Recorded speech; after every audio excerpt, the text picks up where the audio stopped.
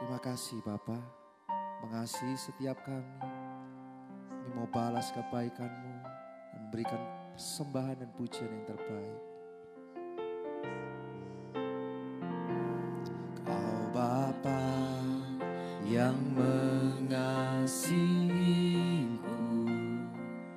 kuasa-Mu memulihkanku.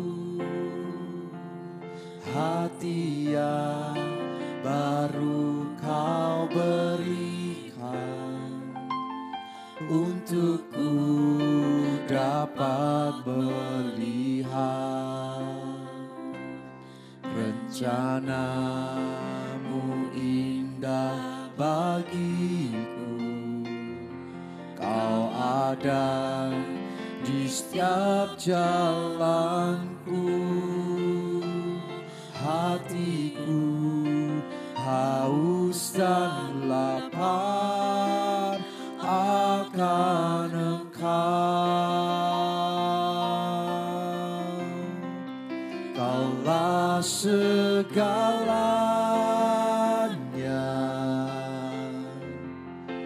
di dalam hidupku.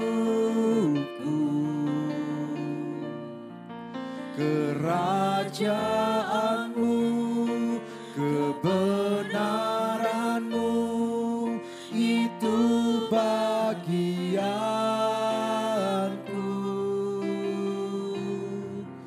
Kaulah yang ku pandang selama hidupku.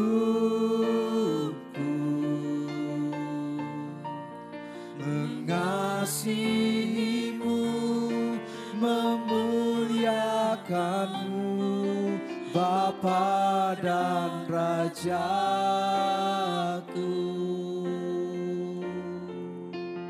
Katakan rencana-Mu indah bagi. Kau ada di setiap jalan kami, Tuhan. Di setiap jalanku. Hatiku haus dan lapar akan Engkau. Mari bersama katakan, Kaulah segalanya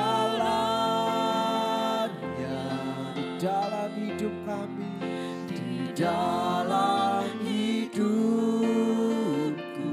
Kerajaan-Mu, kerajaan-Mu, kebenaran-Mu, itu bagianku.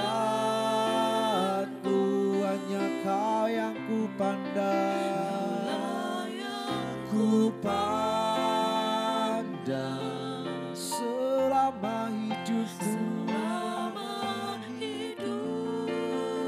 Amin. Kami mau mengasihi-Mu, mengasihi-Mu, memuliakan-Mu, Bapa dan Rajaku. Mengasihi-Mu, mengasihi-Mu, memuliakan-Mu, Bapa dan Rajaku. Mari sembah dengan segenap hatimu.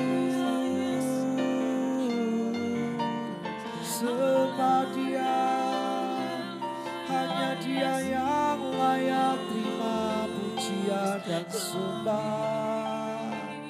Hanya Engkau Tuhan yang mau berkorban buat segala dosa dan salah kami, yang bebaskan kami dari maut.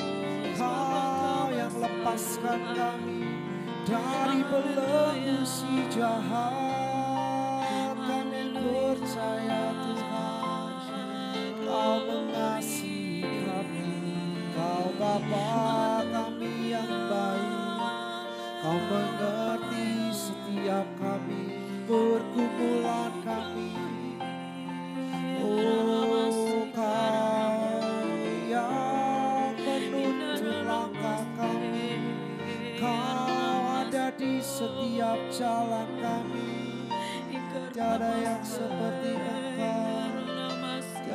seperti-Mu Tuhan. Sebab itu pagi hari ini kami mau bernyanyi dengan hati kami. Kaulah segala dalam hidupku, di dalam hidup, kerajaanmu, kebenaranmu, kerajaanmu, kebenaranmu, itu bagian kami. Jangan tinggalkan kami Tuhan. Kaulah yang kupandang selama hidup kami, mengasihimu, memuliakanmu, Bapa dan Rajaku.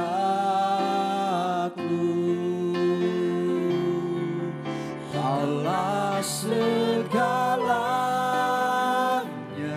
segalanya di dalam hidupku. Kerajaanmu, kebenaranmu, itu bagianku. Hanya Kau yang kupandang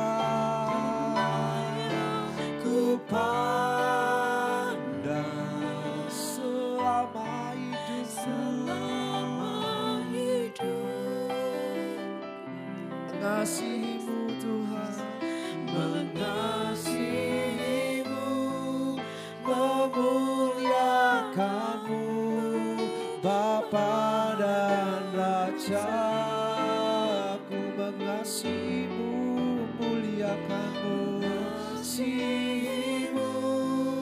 memuliakanmu, mengasihimu, memuliakan. Sekali lagi kata mengasihimu, memuliakanmu,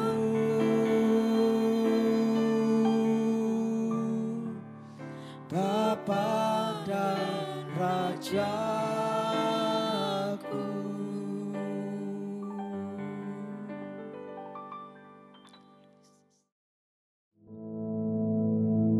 Our Father, which art in heaven, hallowed be thy name. Thy kingdom come, thy will be done in earth as it is in heaven. Give us this day our daily bread, and forgive us our debts, as we forgive our debtors. And lead us not into temptation, but deliver us from evil. For thine is the kingdom, and the power, and the glory, forever. Amen.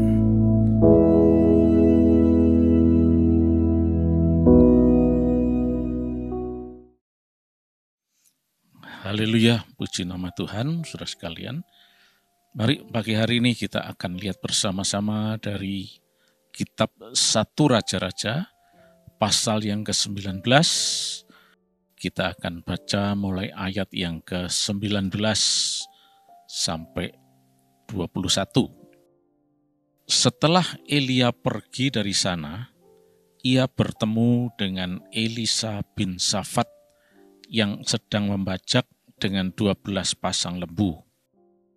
Sedang ia sendiri mengemudikan yang ke-12. Ketika Elia lalu dari dekatnya, ia melemparkan jubahnya kepadanya.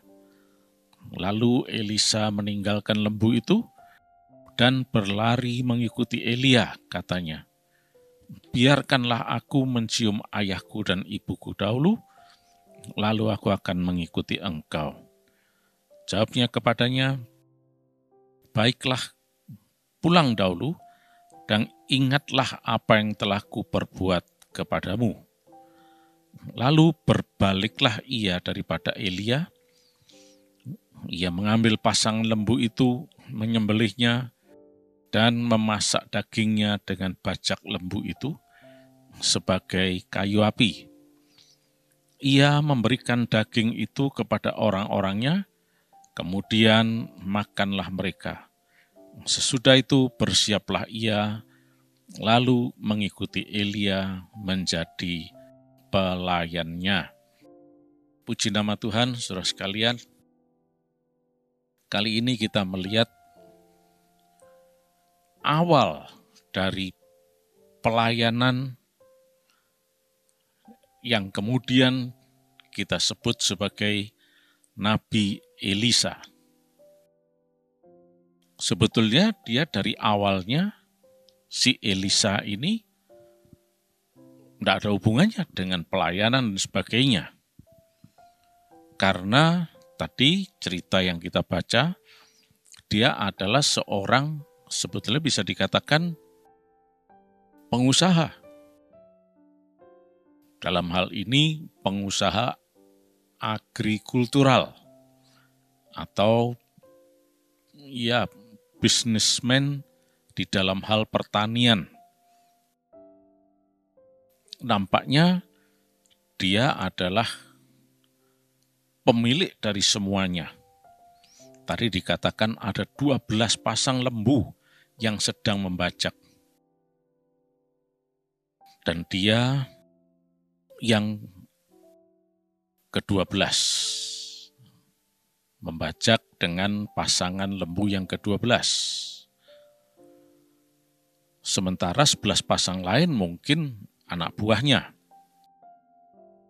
Dan kemudian diceritakan setelah dia berjumpa dengan Elia tersebut, dan Elisa kemudian mengambil suatu keputusan untuk mengabdikan diri dengan mengikut Elia, maka dia meninggalkan semuanya. Dan bahkan kemudian dikatakan di dalam ayat yang ke-21 tadi, dia membuat suatu, bisa dikatakan suatu pesta perpisahan mungkin semacam itu, dengan menyembelih lembu bajaknya tadi dan dimakan bersama-sama. Di sini kita lihat kalau dia bukan pemilik, dia tidak berani dan tidak punya hak untuk menyembelih lembu itu. Dalam hal ini kita bisa melihat bahwa Elisa ini sebetulnya rupanya seorang pengusaha, atau pemilik pertanian tersebut. Tetapi dia mau meninggalkan semuanya dan mengikut Nabi Elia. Dan kemudian kita lihat catatan-catatan berikutnya bagaimana Elisa ini dipakai Tuhan sebagai prophet, sebagai nabi yang cukup istimewa di hadapan Tuhan.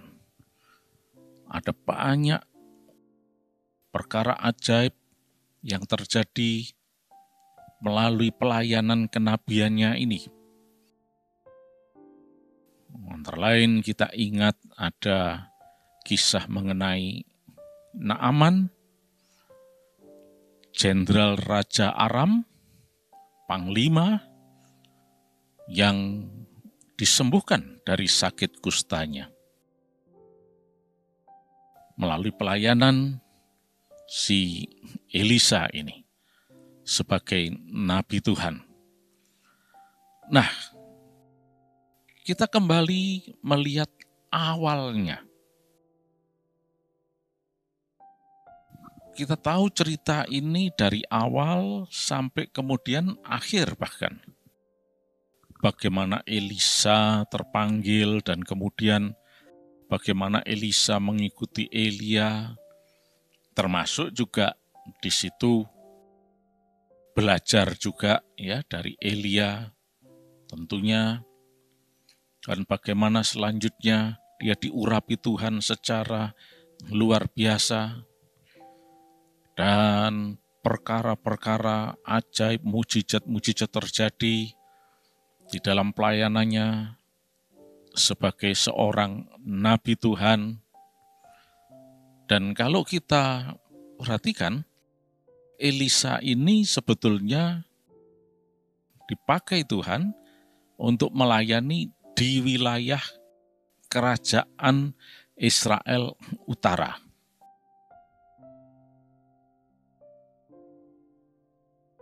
Kita tahu bahwa pada saat itu, setelah Salomo, maka kerajaan ini pecah menjadi dua, utara dan selatan. Selatan terdiri dari 2 suku saja, yaitu Yehuda dan Benyamin. Sedangkan yang di utara itu 10 suku. Yang selatan ini ibu kotanya adalah Yerusalem. Jadi kerajaan Israel Selatan itu wilayahnya adalah Yehuda dan Yerusalem. Sedangkan yang utara 10 suku ini dikenal juga sebagai Samaria, karena pernah menjadikan Samaria sebagai ibu kota mereka, pusat kerajaannya.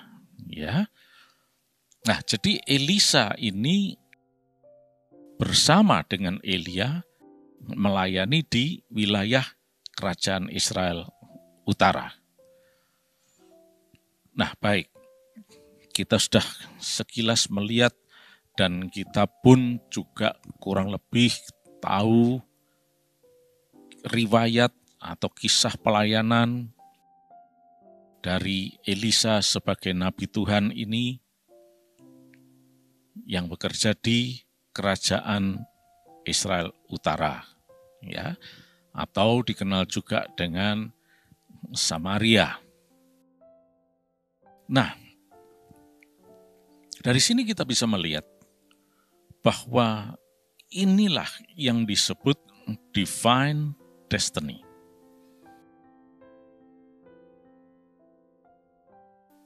Supaya kita bisa tetap berjalan di jalur rencana Allah, kita perlu dipimpin Roh Kudus. Kan kita tidak tahu apa yang akan terjadi. Tapi Tuhan itu Maha tahu. Roh Kudus itu adalah Allah sendiri yang Maha tahu. Dan Dia akan menuntun kita. Pada saat Elisa tadi sedang membajak, pikirannya, orientasinya, mindsetnya adalah bisnis, pertanian, dan nanti ada hubungannya dengan duit,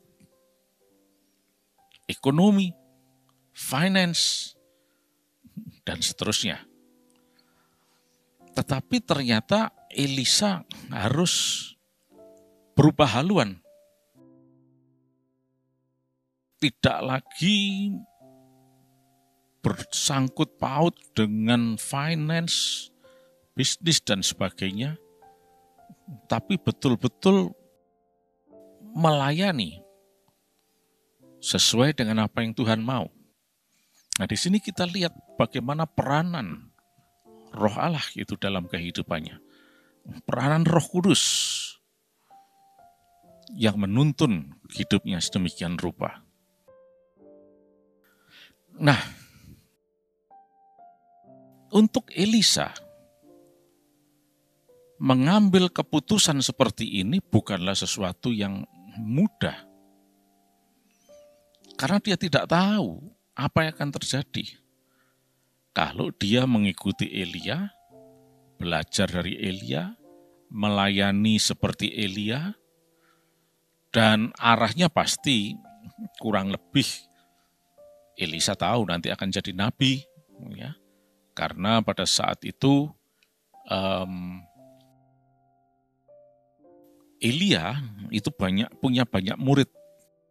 Nah, itu disebut anak nabi. Ya, para nabi-nabi ini, ya, bisa jadi next prophet, atau nabi berikutnya nanti.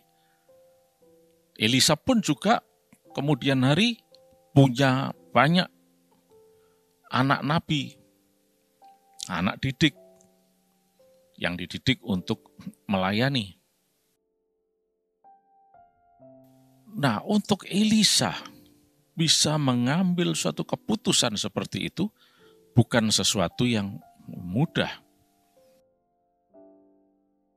Padahal di depan matanya sudah tampak jelas profit melalui bisnis pertanian agrikultural tersebut, ya, agriculture-nya. Dan dia mungkin juga seorang pengusahanya, seorang usahawan. Dia mungkin sudah bisa berhitung, oh kalau panen begini keuntungan berapa dan seterusnya dan seterusnya. Tapi kali ini dia harus mengambil satu keputusan di mana dia tidak tahu apa yang ada di depan. Suatu pelayanan kenabian. Tetapi untungnya Elisa mengambil keputusan yang tepat. Sesuai dengan apa yang Tuhan mau. Yaitu destiny dari Tuhan atau divine destiny ini. Nah, dalam kehidupan kita, memang kita tidak tahu menahu apa yang harus kita lakukan. Karena kita tidak maha tahu. Yang kita tahu adalah yang saat ini. Dan paling jauh kita bisa memperhitungkan atau memprediksi kalau bisnis ini aku lakukan begini-gini, hitungannya begini-gini, kira-kira labanya sekian, ruginya sekian, dan seterusnya. Wah, masih masuk akal, dan seterusnya. Nah, maka dikerjakan. Ini secara manusiawi. Itulah sebabnya yang Tuhan mau adalah fullness of the Spirit. Penuh Roh Kudus, dikuasai Roh Kudus. Dikendalikan sepenuhnya oleh Roh Kudus, dipimpin, dituntun. Ketika Elisa dipanggil oleh Elia, Elisa mau menerima, Elisa menyambutnya dengan tangan terbuka. Dan yang lebih istimewa lagi, ya, coba kita baca tadi di dalam ayat 21 ya. Ia mengambil pasangan lembu itu, menyembelihnya dan memasak daging dengan bajak lembu itu sebagai kayu api. Coba lihat, bajaknya dijadikan kayu api untuk memasak lembu tadi yang digunakan sebagai penarik pajak, yang digunakan untuk usaha atau bisnis ini. Di sini kita lihat bagaimana Elisa ini keputusannya bukan keputusan yang asal-asalan atau gamang, ya, tapi keputusan tegas. Kalau kayu bajaknya sudah dibakar, jadikan kayu api, lembunya sudah disembelih, dimasak, dimakan sama-sama. Terus what next? Sisanya tidak ada sudah. Dia sudah memutuskan betul, saya akan ikut Nabi Elia.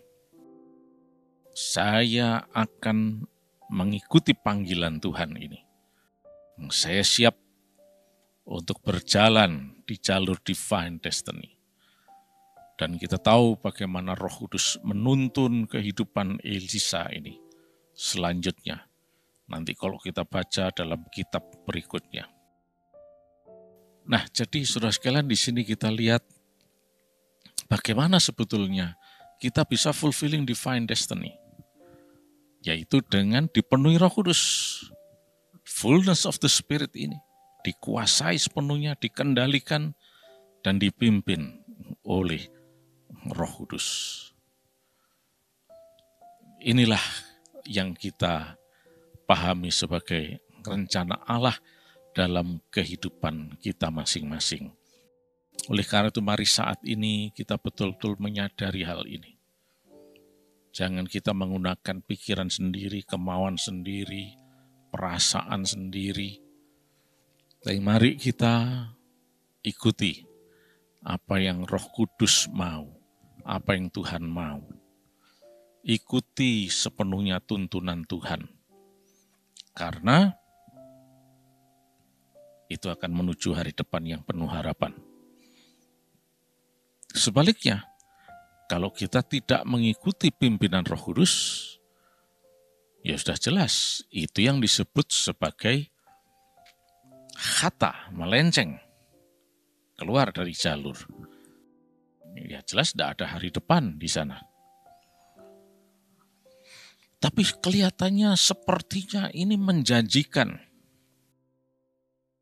Mungkin, tapi jangan lupa, di luar Tuhan semuanya itu semu. Semuanya itu fana. Tapi di dalam Tuhan, itu adalah sesuatu yang memang dijanjikan Tuhan. Karena rencana Allah adalah hari depan yang penuh harapan untuk kita semuanya. Untuk itu mari, sesuatu yang memang tidak mudah, tapi mari kita mau membuka hati untuk dipenuhi Roh Kudus. Fullness of the Spirit, sehingga kita bisa berjalan sesuai dengan rencana Allah. Walaupun kadang-kadang yang tampak di depan mata kita, wah ini kok tidak seperti yang saya bayangkan. Profitnya tidak seperti yang saya bayangkan. Ya, tapi ingat, di luar jalur Tuhan semuanya semu. Walaupun kelihatannya profit yang istimewa, tapi dalam sekejap bisa lenyap. Elisa, ketika dia mengikuti jalur rencana Allah ini, berapa banyak jiwa yang diselamatkan. Berapa banyak jiwa yang ditolong oleh Tuhan melalui pelayanannya ini. Termasuk tadi, Jenderal Naaman. Bagaimana dia bisa mengalami mujizat Tuhan melalui pelayanannya. Oleh karena itu mari saat ini nurut saja sama Roh Kudus. Dipimpin oleh Roh Kudus, tidak pakai pikiran sendiri, perasaan sendiri, kemauan sendiri, tapi ikut pimpinan Roh Kudus. Nama Yesus dipermuliakan. Dan kita menikmati hari depan yang penuh harapan. Puji nama Tuhan. Terima kasih Yesus. Kau Allah yang baik untuk kami. Kuasai dan pimpin kami Roh Kudus sepenuhnya. Menuju hari depan yang penuh harapan. Dan di dalam nama Yesus, kami diberkati berkelimpahan. Bahkan sepanjang hari ini kami sehat, dijauhkan dari segala penyakit apapun. Dan perlindungan kuasa darah Yesus ada dalam kehidupan kami. Terima kasih Tuhan. Dalam nama Yesus Kristus. Amin.